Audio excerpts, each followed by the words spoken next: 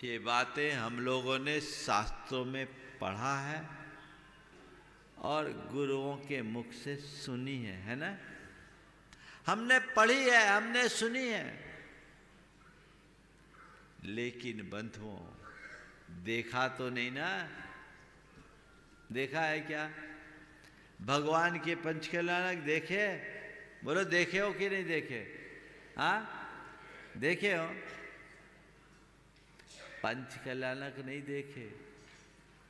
और इस धरती पर शायद ही कोई मनुष्य होगा जिसने भगवान के पांचों कल्याणक अपनी आंखों से देखा।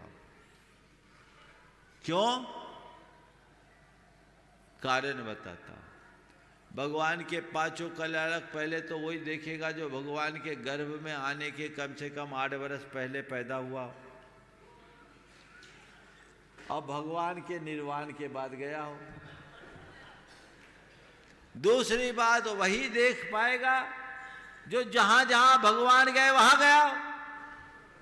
भगवान का जन्म कहीं हुआ, दीक्षा तो प्राय जन्म स्थान में हुई, लेकिन जन्म कहीं, दीक्षा कहीं, ज्ञान कहीं और के निर्वाण कहीं। अब आदिनाथ भगवान कैलाश पर्वत से गए माघ में, कौन होगा वहां? अकेले ही ना, एक भी मनुष्य वहां नहीं होगा। हाँ कोई नहीं कह सकते, थोड़ी पीछे लघु होते वो। और गणधर भी हो गए तो वो बाद में पैदा हुए, गर्भ और जन्म तो उनने देखा ही नहीं वृषभ से। तो पांचों कल्याण देखने वाले सौधर्म इंद्र के सिवाय और कोई नहीं हो सकता। इंद्रों के अलावा कोई नहीं हो सकता। हो सकता है क्या? तो बंधुओं ऐसा सौभाग्य किसी को नहीं मिल सकता, पर हमारे आचार्यों ने एक ऐसी व्यवस्था दे दी, ऐसी व्यवस्था दे दी कि हम इन आंखों से पांचों कल्याणक को देख सकते हैं। देख सकते हैं कि नहीं? और वो भी 5 दिन में। ज्यादा लंबा चक्कर नहीं, देख ही नहीं सकते। पांचों कल्याणकों को संपन्न कर सकते हैं। कर सकते हैं कि नहीं? तो कितना बड़ा सुअवसर आया है पंच कल्याणकों को संपन्न करने का, अपने माध्यम से संपन्न करने का।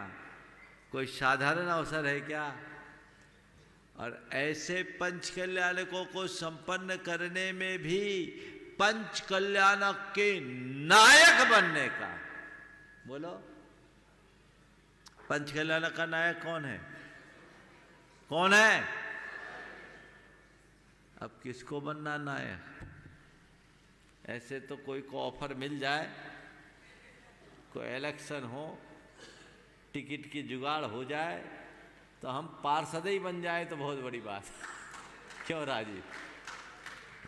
हालांकि इंदौर जैसे शहर में पार्षद बनना भी साधारण बात नहीं है, हाँ?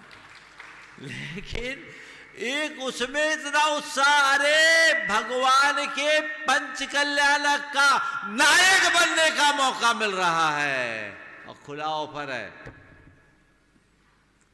यहां सब कुछ किसके हाथ में है? किसके हाथ में? धन प्रभावना समिति के हाथ में कि तुम्हारे हाथ में? हाँ किसके हाथ में? अब क्या कर रहा है? मत चूको चौहान। अभी देखते हैं किसका सौभाग्योदय होता है। पर अपने जीवन काल में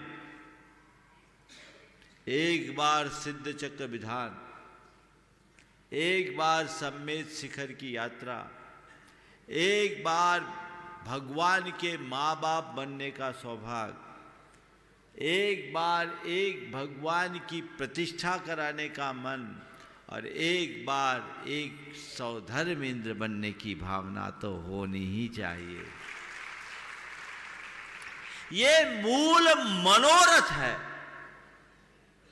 तुमने कितना धन कमाया, तुमने कितना पैसा जोड़ा, तुमने कितनी प्रतिष्ठा बढ़ाई, तुमने और क्या नाम कमाया, वो सब एक तरफ। ये पंच मनोरथ में से तुमने कौन कौन से मनोरथ पूरे कर लिए, ये एक तरफ। सफल मनोरथ करके जाना है या आधे? बोलो, क्या क्या किया है, क्या नहीं किया, ये आपको देखना है। और जो कर सको उसे तत्परता से करने के लिए उत्साहित होना है।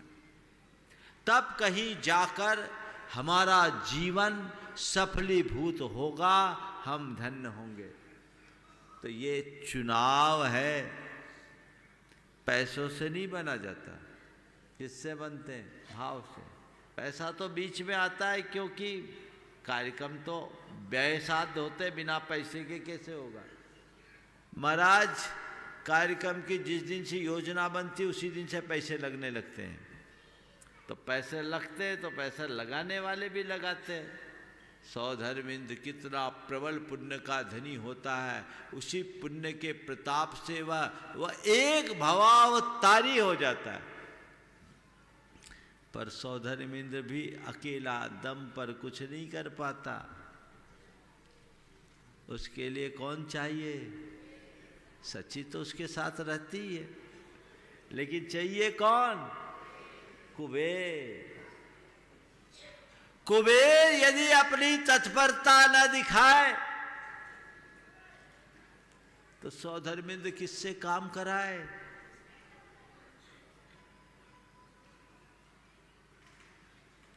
कुबेर सौधर्मिंद्र का लोकपाल होता है।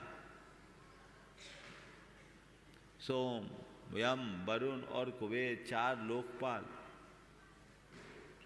इसमें मुख्य लोकपाल कुबेर होता है, जिसे धनपति कहा जाता है। सौधर्मिंद्र के सारे कार्यों को संपादित करने में उसकी अग्रणी भूमिका होती है। और वह भी एक भवावतारी होता है। सौधर्मिंद्र एक भवावतारी, उसकी इंद्राणी सची एक भवावतारी, कुबेर एक भवावतारी, सारे दक्षिणेंद्र एक भवावतारी, लौकांतिक देव एक भवावतारी और सर्वार सिद्धि के देव एक भवावतारी होते हैं। इतने प्रबल पुण्य के धनी वो होते हैं।